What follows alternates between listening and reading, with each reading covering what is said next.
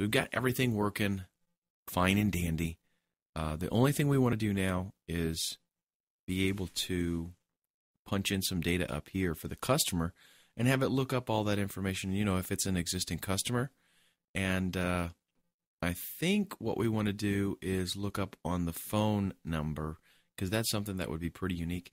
And as it turns out, this allows us to demonstrate the use of the HLookup function.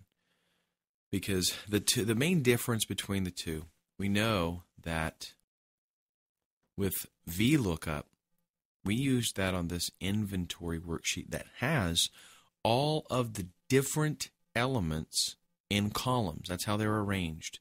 So we've got our product all arranged vertically in a column. Category all arranged vertically. All of these.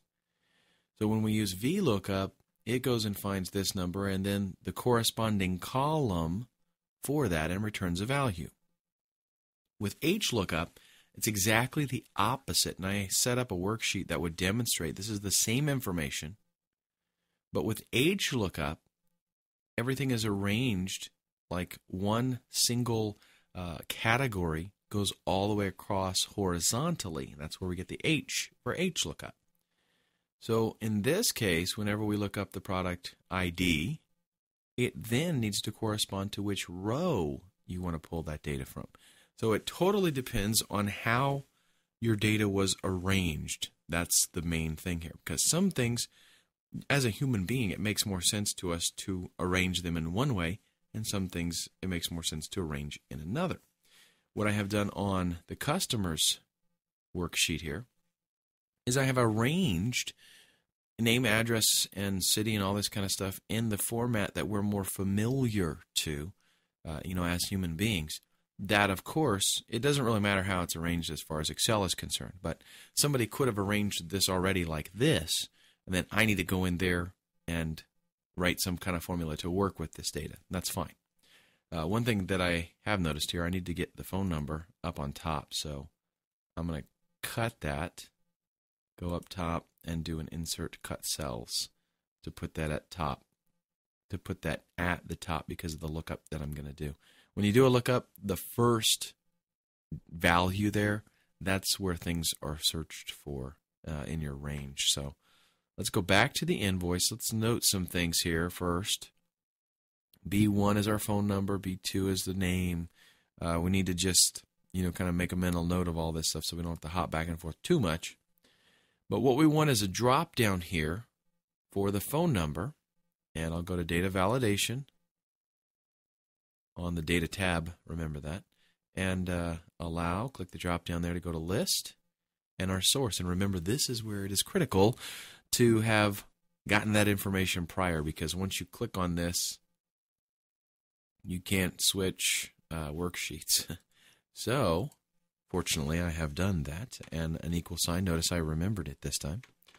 Customers, and we got to spell it all right, exclamation. And the range that we're looking for here is B1 to, let's say, Z6. So I'm allowing for 25 customers, even though I don't have that information displayed.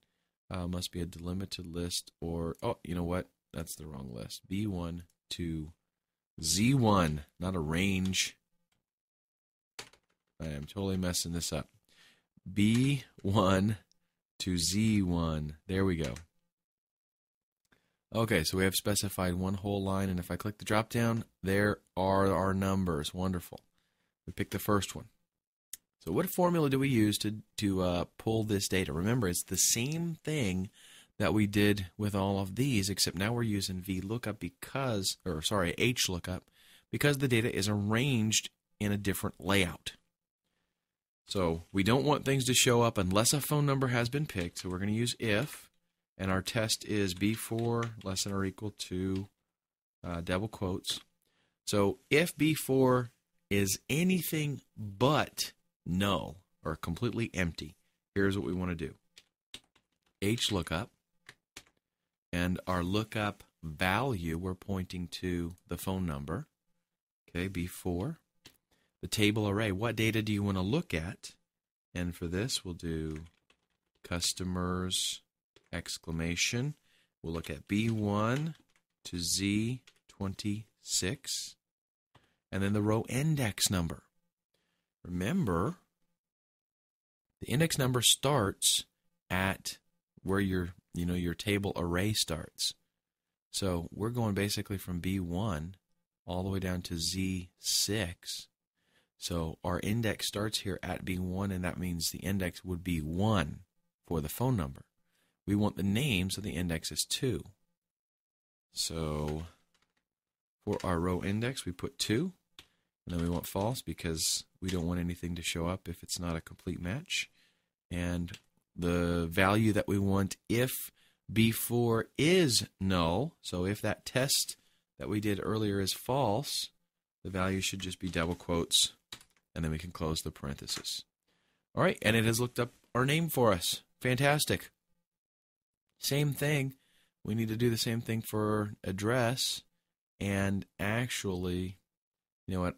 Instead of making these absolute values, I'm just going to go ahead and fix them. So I'll copy that down, and we'll say B4. If I was going to do a whole bunch of copying with this, then I would go in there and fix it and make them absolute. But since I'm not, Z26. And now our index is 3. So there's the address. Same thing. Let's go ahead and copy and paste. And I will, in fact, paste that there as well and paste that there as well. But now we got to go in and fix things up here. Let's see. B4, HLookup, B4 customers, B1 to Z26, that's correct, index 3. And that's, oh, you know what? I pasted in the wrong place, that's why. Why didn't you tell me something? Were you paying attention? All right. Now let's grab it.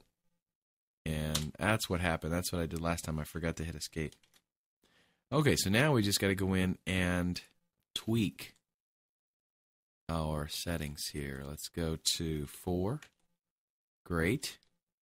And over here we want that to be 5, I believe. Just changing the index value here. And the last one is 6. That's our zip code. So now, whenever we go in here, we click the drop down and we select somebody's phone number, boom, pulls up all the information for us automatically. And if we delete the phone number, it's all gone. Okay, we'll save that. And that's it. We're all set. We can click in and select a phone number. If, incidentally, if you start typing here, 937, you can just do this manually. 999, 9999. And when we hit tab, everything is populated there. So very nice because, of course, we can go over to customers. We can update this information, add new customers.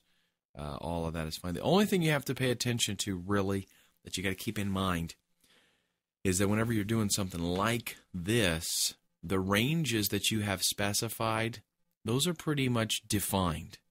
So you're saying only take into consideration B1 to Z26. Well, if I happened to, get 25 customers and then I added another customer that's outside of that range, they're not going to show up. Even if I did, George here. Actually, phone number is supposed to be first, right? 999. We'll just make up one.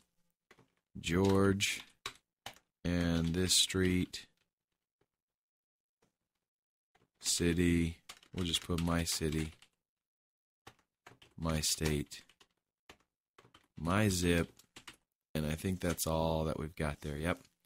If I go back to invoice here and I click the drop down, you're going to see they don't even show up because they're specified as a range. Like we have the range preset. Even if I go to data validation and I expand that range, let's make it AA. Whoops. Customers, exclamation. B1. Let's do AA6. Whoops, I keep forgetting to do that. I do the full range, but it's AA1. Okay, so we have validated them and added them in here. And, I mean, look at all the empty cells that we have here. And we have the phone number. But if we click the phone number, we get all these NAs here. Because none of these are taking into consideration, the AA column. So that's just something that you have to take into account, kind of keep in the back of your mind. If you set a range up in here, I mean, you have that limitation. So, if you're trying to do all of this inside of Excel, Excel is not a database program. So it doesn't function in the same way that a database does. But you can do similar things. Just, keep in mind that you're specifying a range there, and that is the limit. And, I mean, it's a real simple fix. If I did want to include that in here, then I just go in here and I change the range and make it include, column AA. So it's no big deal. But anyhow, that is it. We're going to go ahead now and move on to something even a little bit more fun, pivot tables.